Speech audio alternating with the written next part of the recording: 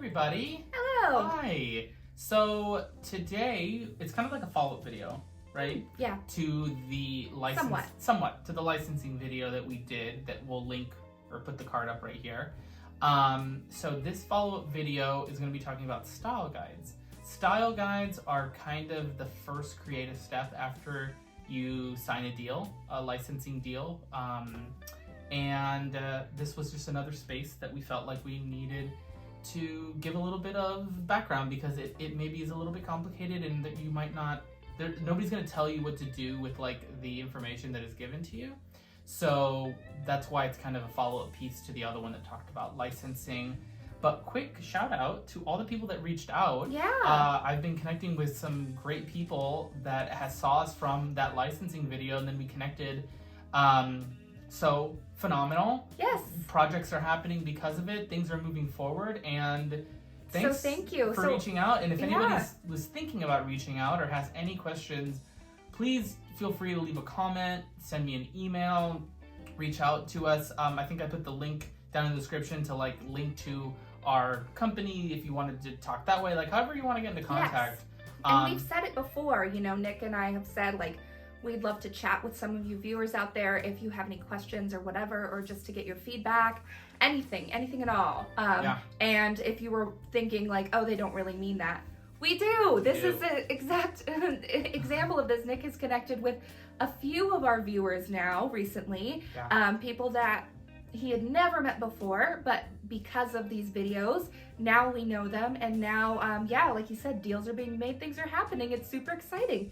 So so we'd love to hear from you, whoever you are watching this. And also let us know, I did a live earlier in the week to try to get some of that conversation, and I didn't really tell people about it. So if a live is something that you would like to leverage, that kind of medium to communicate and talk about, let us know as well. We can make it a regular thing, and we can talk about whatever you want to talk about. Absolutely. So, but today's topic, style guides. Style guides. Now this is definitely super niche, right? This is licensing, but it's part of the licensing process. Yeah. So this is kind of one of those niche videos that may only apply to a certain group of people. But hey, even if that's not you, I would still consider watching this because I think you will find it super interesting. I know I do. I think it's super cool and interesting. It is kind of interesting. There's some marketing to it as well that it's important to know these kinds of things for marketing purposes. And if you're not in the space and you stick around, I promise you the next time you go to a store, you're going to start looking at stuff on the shelf a little bit differently. Yeah. And going, wait a second. It's true. So Nick. Yes. Let's get started. Let's just jump right in. Let's jump right in. I have a question. Yeah. What's a style guide?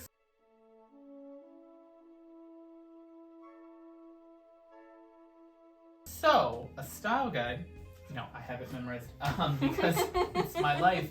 A style guide is essentially the digital booklet of approved art that you can use when you sign a deal with a license holder. Let's do Disney because that's kind of an easy one that most people will know. Let's say you got the license to make hair care products for Cars 2.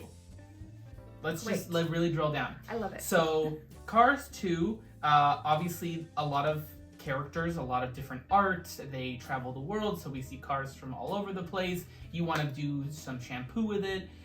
So they're going to give you all of the pieces of art that they're legal, their design. Everybody there has signed off on saying if people want to put these images on product, these are approved. Now, it's not going to have any characters that only appeared in Cars 1, but did not appear in Cars 2. It's not going to have anything that is in Cars Land, in Disneyland, that was not in Cars 2. That's an interesting thing to denote. And if the characters like Lightning McQueen have a certain look in Cars 2, it will be that look in the style guide, not the looks from other movies. There will be something tying it to that specific movie. Exactly. Because there is a license for the Cars franchise as a whole, but then they also license out the specific movies, that's right? That's that one. I mean, slight diversion. Always know exactly what it is that you're getting the rights to, because I've seen people get rights to Cars overall, or just sequels to something, or sub-characters. Sometimes Disney really likes to do that if a character from a film is big enough. Very famously, and you'll see in some examples, villains. They took the villains out of every collection, every certain set of movies, and made that its own kind of category. So if you had the villains category, you had villains from all these movies. You didn't have access to the princesses, scenes between the two of them, anything else from those movies except for the villains that they pulled out. So anyways, going back, so I want to make shampoo for Cars 2, so I'm given all of this art. It's got thousands of photos, or not photos, pieces of art. It's got text examples. It has typefaces that they made for the movie that I could use and kind of download them, and gives me best practices to say, when you're putting Disney's logo in your logo, it can look like this and this, or it can look like this and that, but you can't put our logo bigger than yours, or you can't overlap, or it's basically giving you the blueprint to what the creative aspect is going to look like on the final good from their end. Then it's on you to then kind of interpret that onto whatever it is you're doing. But in the broadest of senses, that's what a style guide is used for. Now, do you have a follow-up before I go? You said you had like a... No. No? Okay, great. So here is the best version of why a style guide exists. The company that's making the shampoo, maybe they want to engage an audience that resonates with Cars 2. They don't have that audience, and it's easy to get the license, make that product, put that product where those customers are going to be, and then, they get those customers, and then, like we said in our other video about licensing as a customer acquisition tool, you kind of work on translating them to your own customer. But so that's like the best reason why you'd want to just take the style guide, is because they don't know about Cars 2. They make shampoo. They're not expected to be an expert on the subject matter to understand the nuanced differences between Cars 1 and Cars 2, right, or Cars 3, or Cars Land. It's not on them. Right. Really, they're coming in. Shampoo bottle designers may have never even seen the movie, may not know these characters, and it's probably not a part of their job to watch Disney movies. No. So they're just like, I don't know, what do I put on this? Basically, the style guide is kind of the subject matter expert in the design team of, that shampoo company. And it lets them turn around the product without having that really kind of niche understanding of the IP. Now, that's kind of the end of why they're good. Well, no, I feel like there's more. Tell me why. You're forgetting you mentioned when people get a style guide, the things in there have already been approved by legal, if there was no style guide, and if every licensee created new artwork for every single thing, the amount of time and resources that would have to go into the approvals for all of that, because somebody did a weird drawing of their characters, or a weird interpretation, or they put two characters together that don't go together, whatever, or there's something in it that looks inappropriate and legal's like, no, we can't do that. So there's these help Disney to move things along quicker as well, because they don't have to look over every single piece of everything to approve it. But okay, two things on that. One, yes, that is correct, and the system is very much designed to leverage the style guide and really just kind of work as that kind of machine where the creative heavy lifting when creating a new style guide is done at Disney by a separate team. By the time it's getting down to product, that conversation isn't really happening. That's how the system is designed. And style guides for very popular characters like the princesses of Disney, for example, can be very robust. Very robust. But here's the thing.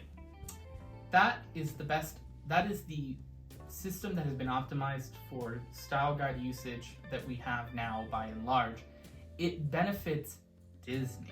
It really only, and I don't want to call out Disney, it benefits the people that hold the IP. Yes. Right now it is heavily leaned, and obviously they could not sustain a system right now that has everybody submitting original art, because it's not meant for that. So the advice I'm gonna give and my kind of perspective is really this kind of outlier theory that right now is working because it is not what most people are doing, but also the amount of effort that goes into it kind of insulates it from becoming too popular, I think.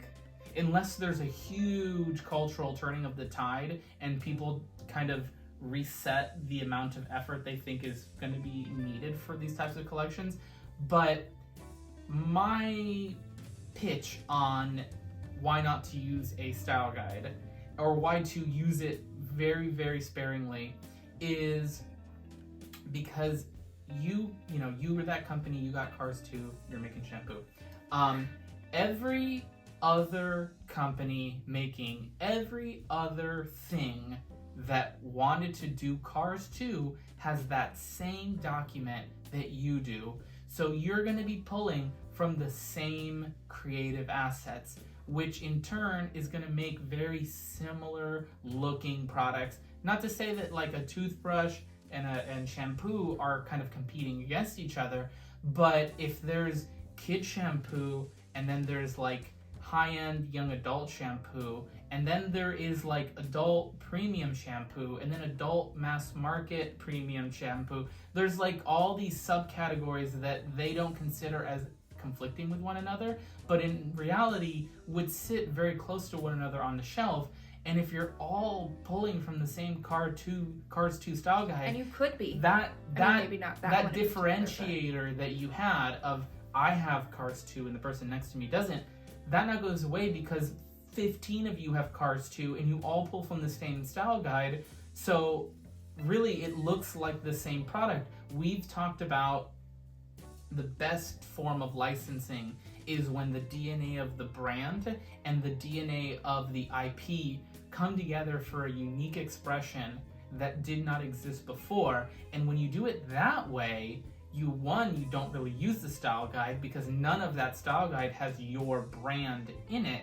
But 15 versions of Cars 2 on different categories of shampoo next to each other, all with their own unique interpretation of the intellectual property and their brand, would, it'd still be kind of a lot of Cars 2, but you'd be able to still like draw to one or the other based on which one you were resonating with because they would look different.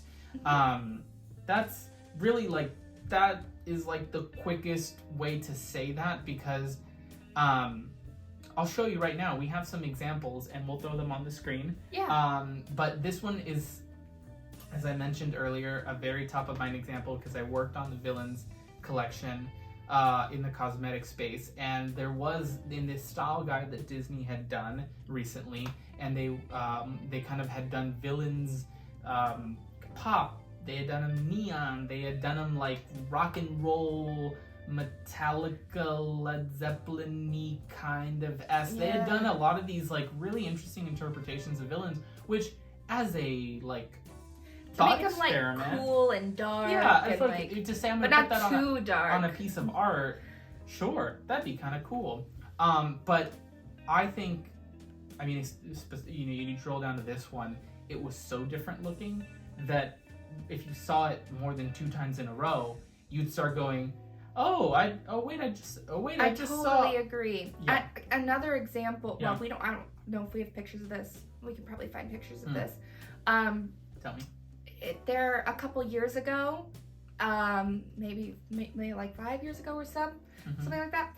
There was this artwork of the princesses that I saw them using, and they were like designer princesses. They were like these beautiful hand sketched interpretations of the princesses, but you saw them on the Princess Barbie dolls, and you saw them on the ColourPop makeup collection, and like, again, it was on t-shirts and pajamas for kids, and it was very like pretty, a pretty unique looking expression done 10,000 times over. So it really wasn't a unique because it was in the expression. style guide, and you even actually received those in a style guide on a project, and you were like, I will not be using that.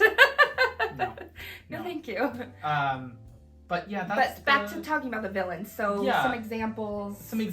That are, there was we showed them on the screen here a second ago, but to talk through some of them for the podcast listeners, because we're also on Spotify. Mm-hmm.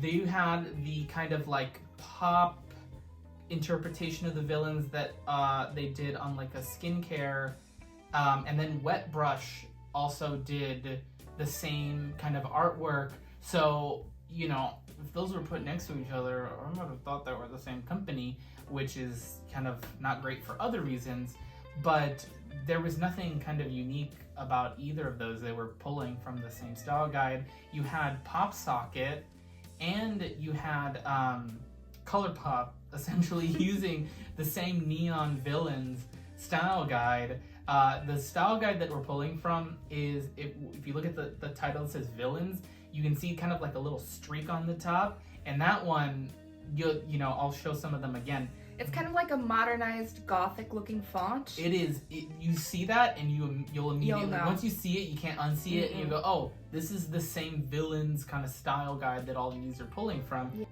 It was all part of that streak villains thing was all part of the same style guide. You also have the kind of like band poster Van Halen looking ones of the villains on I think I saw them on, again, Wet Brushes, like glowy I saw them on the Wet Brush, but then they were also on not Pop Sockets, on OtterBox cases, which I mean I guess is maybe slightly more forgivable, because like a phone case is one of those things where you're really buying the artwork on it. You're not trying to buy like I think it'd be a fun challenge to say like what's the unique kind of brand DNA of a OtterBox case, but that's for a different video. I think it's just I don't want to say it's like lazy, because it's not. It's, well, I think we've called it lazy before, but it's straightforward. Yes. And it is basically just par for the course, but I think we're at a point where the customers are starting to get fatigued, and there is, especially with how quickly we can crowdsource commentary online now, if it comes off as phony, which a lot of times those do, because you don't know Cars 2, but like if you were to know Cars 2, you'd be coming up with something so much better, because you kind of see how it would come together with your brand. And then if I come down the aisle and I am the biggest Cars 2 fan that has ever existed. This guy is the biggest Cars 2 fan. Okay. This is it. He is. Okay. He knows it by heart. I'm sorry.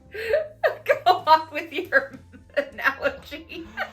Wow. I feel attacked. Okay. I'll save my Cars 2 facts, because now it's going to look in really bad taste. Anyways. You were saying, so you're the biggest Cars 2 fan ever, and you're walking down the aisle. If I saw, your favorite characters just label slapped on there, I wouldn't feel like, as a fan, I would have made something like that. I feel like we say all these things quite a bit, because they're like the big talking points. It's true. As a fan, I would not have made that, so I don't resonate with that, and then that kind of defeats the purpose of why you spent the money to put the thing on that thing. As a fan of Cars 2, as we know you are, How would you make it? A shampoo? Yeah. So, okay. Off the cuff, this is not pre-planned.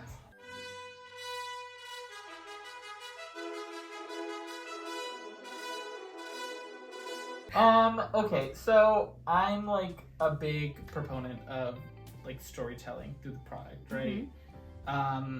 It's Cars 2, I mean, they spent all that time making a world, right? Making a world where everything is carified.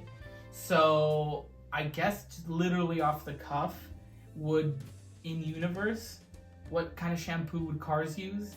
Something for like paint or something? Paint. I'd probably I'd do a thing where I'd have a creative session with the development team from Cars and stage it in like a round table, record all of it so that you can use that on social media, because that's even a bigger differentiator. If I, as a fan, I saw that somebody asked the animators what kind of shampoo would Cars use in Cars, and then they made it, and then I'd be like, I need to go do that. It'd be like paint or like touch-up paint, or it'd be like turtle wax. Yeah, like the wax for the I don't know, but whatever it is, whatever it was, cute. Like you'd be getting that source material, and then I'd make probably like a limited assortment. It'd mostly be about the advertising on it. Maybe I'd open a mold. I know. I'd open a mold, one mold that would either look like a little gas canister or something. That's what I was imagining. That would work, something that again would be informed by that creative session, as kind of the payoff. If they say X, we'll make that X. So then you see the through line, and then if it works well, you kind of like, I think maybe target. Maybe like second tier retailers like Marshalls or something as like a continuous, because I feel like kids would continuously want that. They're always a batch of younger kids that watching cars and like that, and you could do something more than just a limited run. Cute and fun. Yes. I like this product. And then for holiday, you like pair it with some toys, and then that helps the consumer products. You're welcome. No, but this is good because I think in a previous video I had said before, like sometimes licensing is just label slapping, because like straight out of the style guide, because it doesn't have to be better than that. Sometimes some products like shampoo or whatever, it'll sell fine with the label slap, and that's why they do it. And this is an example of like kind of that isn't so true, I guess. Like it can be better. Nobody's doing it, but like, and I think an example I gave was like Ziploc bags. Like you can just put the artwork on it. But what if you did do custom artwork for Ziploc bags where your characters look like they're in the bag? They're interacting with the medium. They're like waving at you, like, or they're all, if it's like Toy Story with a bunch of toys, they're kind of all like squished in the corner together, or they're hanging off of the little zippy thing, like fun things. Are you saying that would require original art? And that's the thing. So it's if it's not broke, don't fix it is the motto of many a large company, and that is why we have style guides and label slapping. But it's monotonous and it is not very creative, and I think people appreciate the creativity, and it reflects better on the brand itself. I think I'd pay a little bit more if my Ziploc bags had a story element to it that fit within the theme of Ziploc bag. That'd be really cool.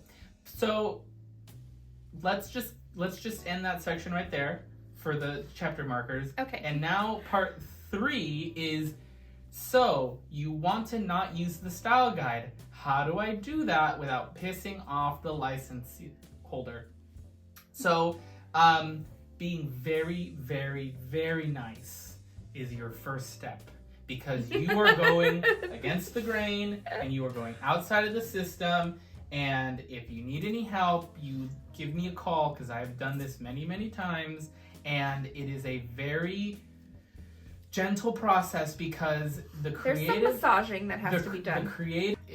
Every situation is different, but you're essentially going to have to sell it. You're going to have to sell why this is better, because at the end of the day, if you have a clear through line, even if it's non-standard, and it's not going to be something like illegal, it's not going to like really throw their legal through a loop, they'll go for it. Like, yeah, it'll be more work, but you sell them on the concept.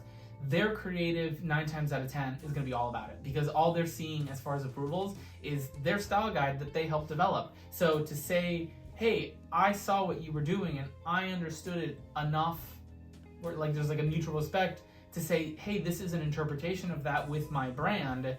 You generally have their support on there. And then, depending on the category and depending on what it is, there's also this kind of feather in cap mentality where they'll bend the rules even if there are some kind of rules about that, because now that becomes a showpiece that they can show to other possible licensees when touting all of the phenomenal products that they've brought to market. That's a little that you don't say that. It's one of those unspoken things that when you say it, it kind of loses some of its power. Sure. But I've definitely seen that before, where something that was, denied left and right, and we finally got it through, and everybody was all huffy about it, now is like in the display case, and they're literally, like, oh my goodness. It's in the archives and stuff, right? Yeah, it is. It's pretty cool. Now, that I feel like this comes with a big asterisk, though. Oh, yes. Because, and maybe you were going to get to this. Okay. But, yeah, you are buddies now with the person you're working with in licensing, and you're like, okay, so I want to do my own artwork, and this artwork is going to be Mickey Mouse with blood coming out of his mouth. That's probably not going to fly, though. No, that's probably not going to fly. And so in addition to a style guide, what you're probably going to get is you're also going to get like a brand guide. And actually, we have some examples of those that I will show you some examples here. They'll throw up on the screen. I have the full PDFs if anybody wants them. But, I mean, I found them online, so let me know. Yeah, these are available online. Yeah, not showing you anything like leaking something. Not supposed to, but this is what you're going to see in a brand guide. It's kind of like that. It's don't do this, don't do that. You know, you get some of that in the style guide, but in the brand guide, you zoom out to kind of overall, and there's going to be a lot of this character always looks like this, never looks like this. Their hands have to do this and not this. There's also just like a little bit of common sense when it Yeah. comes to those. Yes. But you do have those cases where, let's say you're a company that does very avant-garde type work. In that case, it'd be more, you'd be talking to a different team at that point, because like I know the people that do like the Gucci Disney stuff, and that is, again, that's more for to say that they did it and to showcase that. It's less about making the numbers, so they have kind of, I don't want to say different rules, but they're not concerned with sell through or, you know, what it's going to look like on the shelf and things like that. But it's definitely a conversation. So yes, you know, Disney is a great example where Mickey has a lot of protection around him. We saw this happen a lot. It doesn't matter if, you know, that's your brand. They're never going to okay that. We saw this happen a lot with True Classic. Mickey's True Original. I mean, True Original. True Classic is a t-shirt brand. Sorry, excuse me. That if you're watching, I would love to work together. It's the only shirts I wear. They need licensing. And I would love to put Mickey Mouse on them because I have Mickey shirts that are uncomfortable and I wear them because they have Mickey on them, but I mostly wear True Classic shirts. There you go.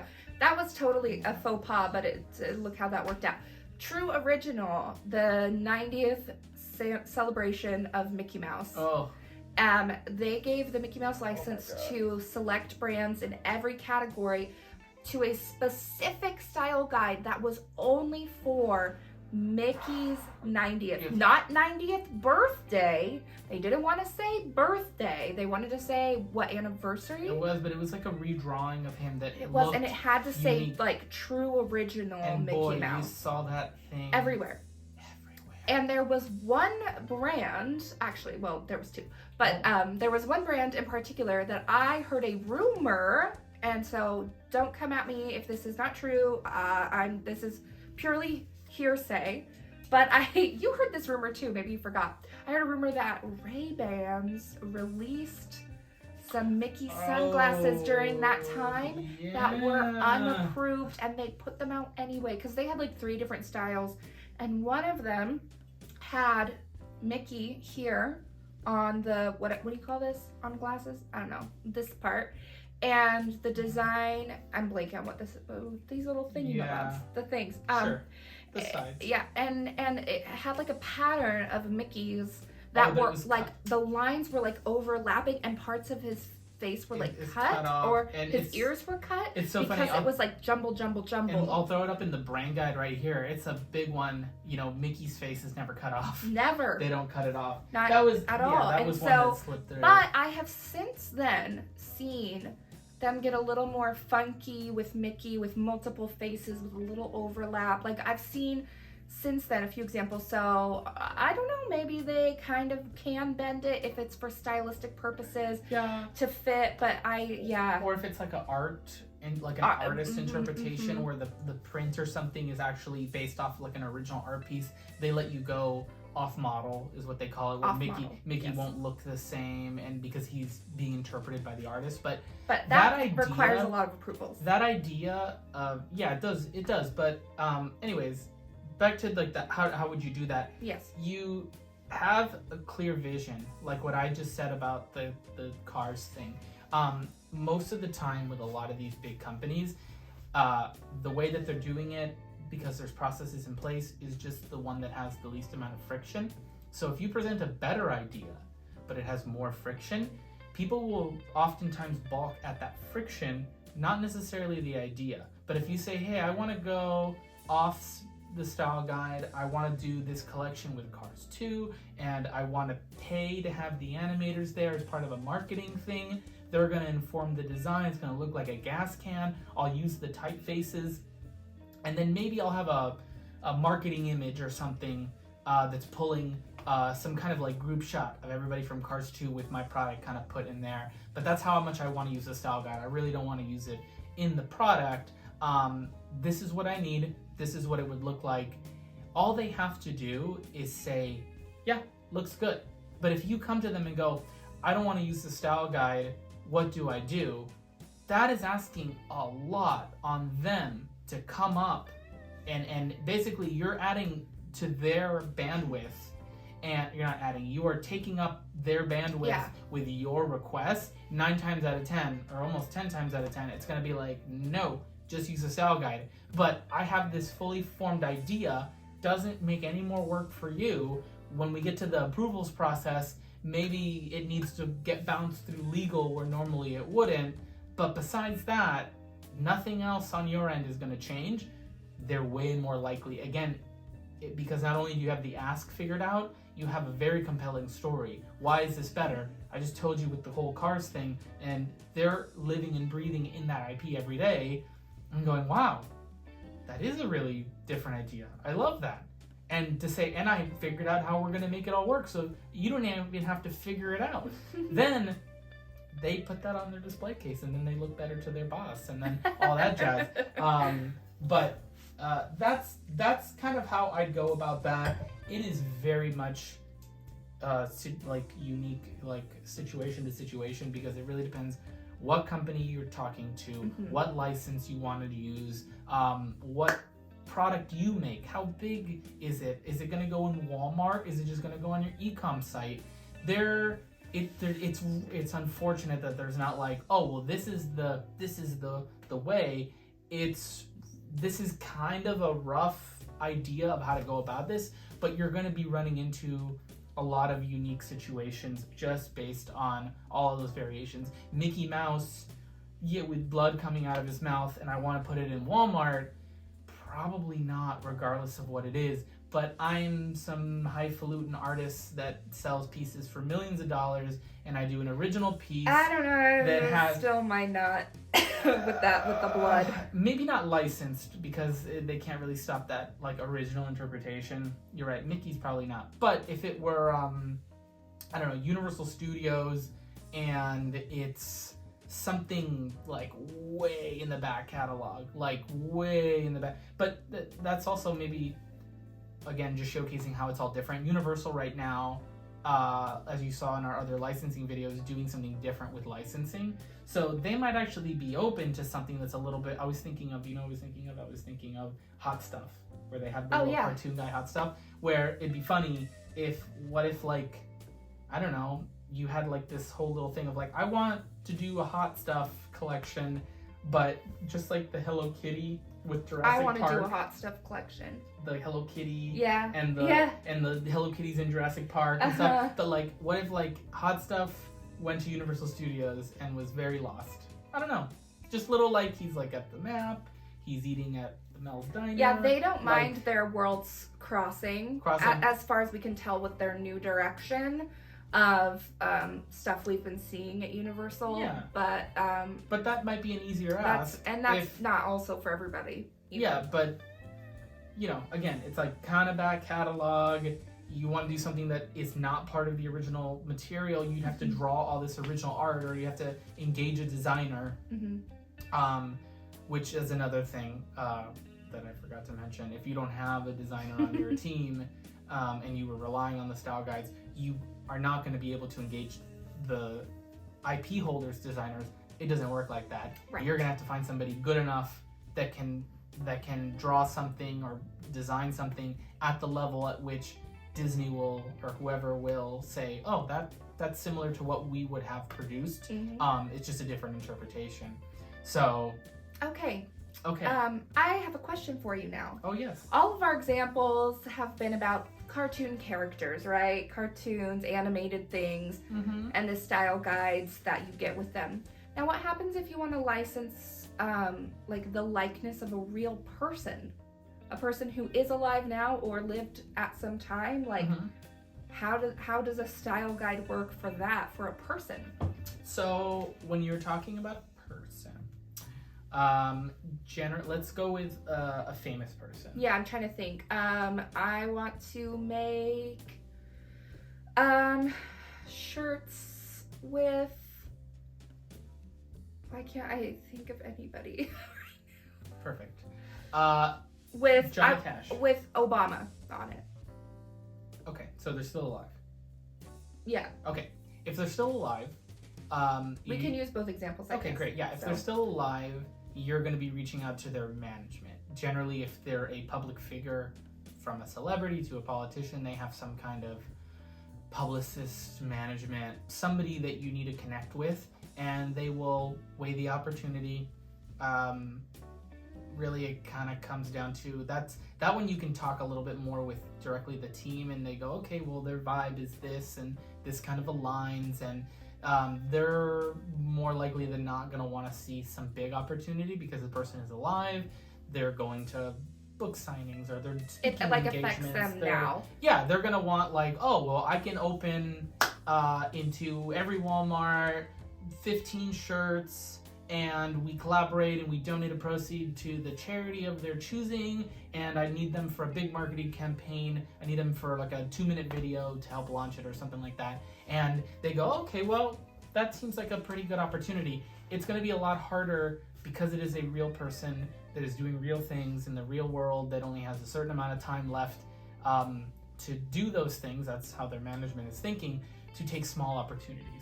A cartoon character is going to be that cartoon character forever, so they can take a chance on a small brand. They'll do the big brands. It's a little bit easier of a conversation. What would be, for example, in the style guide of Obama? We haven't seen this style guide, so but if you were to get, if I had to base it off of the style guides I've seen of more legacy type people that have passed away but are still very famous and kind of a cultural icon. Generally, it's going to be their signature, if their signature is famous. Sometimes they do like a version that's kind of either their signature or a mix of their signature with typeface so that it's more legible, and then that kind of becomes like their logo. I've seen that too. Some photographs of them, like key photographs, famous photographs. That's kind of it. What about the artwork that we saw during his campaign, like the Hope posters that people wear? He didn't make that though, right? No, that was an artist. But so I mean, that's he used it in his campaigns, though. He did, and that we start getting into kind of tricky law where I don't want to really... It might be, or it might not be available. I don't want to speak too much to what goes into that. Artist had a original interpretation of a person that does have rights to their own likeness, but it was his interpretation of it. And again, I'm not going to be like I'm not a copyright lawyer to know exactly. I know there's a lot of gray in that space. But it might be available, and if it's not, then you'd probably have to reach out for the rights from the artists like themselves. Like if I wanted that specific thing. Or both. Yeah. I know for fact, because I've worked on these deals before, when it's somebody that has passed away that is run by their estate, you're going to have some key photographs, famous photographs in their style guide, and with those kind of approved photos that they have, you have to get the rights from the person that took the photo and then the estate of the person in the photo. There's two, and they kind of don't work without one another, because you have the rights to the photo but not that person in it, or you could have the rights to the person in it but not the photograph of it. So you need both. That's a lot. It is a lot. It is a lot. You don't really go like with people that have passed away, like Marilyn Monroe, who's like a big kind of cultural icon.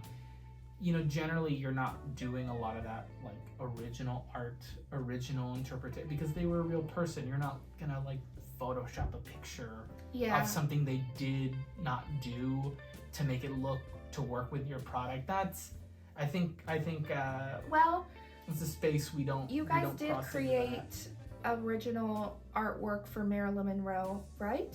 It was a like portrait. It was an like actual a line art like of an her. artist had been commissioned to create an original, but it wasn't like, you know, Marilyn never ate at, you know, never visited Ripley's Believe It or Not, but we photoshopped her in. Or like you see those unlicensed t-shirts all along the Walk of Fame where she's got like tattoos on her, like so tattooed Marilyn. That's like a picture that never existed. No. Yes, we did commission a piece of art that had her likeness, and because we had the rights to her name and her likeness, you know, that piece of art that we commissioned, we own the rights to because we commissioned it, and then we had the rights to the likeness that was in that art, which was hers. That one's that is one way that you can still get a little bit out of your style guide, and with these people if you want to. You can. That one is, it's kind of operates very, very differently. I would say for most types of consumer brands, it's maybe not going to be the right fit. If there's a person, maybe there's like a sports connection or something that you feel is very, very relevant to your brand and you're kind of maybe feeling lost about it, let me know and we could talk about it. And if I know a lot of people that manage estates and other things like that, and there might be a connection to be made there, but generally you're going to do better with the non-real people, with the cartoons and the other types of things, because I don't know. It can be tricky. It's and especially some of the estates, we've heard, even if we haven't worked with them, some of them have lots of voices involved. There's lots of people, from the family to the managers to random investors, whatever, and they all have to vote on a lot of things. I mean, that's a lot of input. Where with IP that is, you know, not real people, it's, you know, whoever made it. Generally, sometimes with smaller like animation houses, they'll have a management company that manages licensing for them instead of doing it in-house. But at the end of the day, you're kind of like, there's no endless amounts of middle people that can be involved in an estate like you would have with artwork like that. Mm-hmm. Yeah. I think that's kind of a pretty good overview. I think so. So yeah, if we missed something, let us know. Well, how are you gonna know? Don't be afraid to get outside the style guide. Don't be afraid. But do it carefully, very nicely, tastefully, intentionally, and have the plan figured out. So all they have to do is say yes.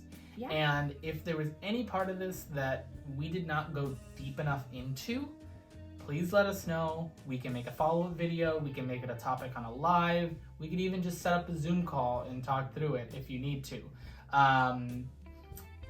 This was really just meant to be a jumping off point if you're completely new to the space and it was a little bit intimidating and you just want to get a lay of the land. I don't necessarily, it was funny, I was on a call earlier, we were talking about like deal memo points.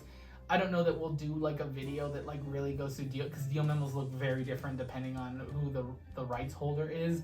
But that is definitely something that I've done before and can do if that's something you want to talk about more offline, if you need help in that space. Feel free to reach out. We will talk to you next week. And until then, it's been business as usual. Bye.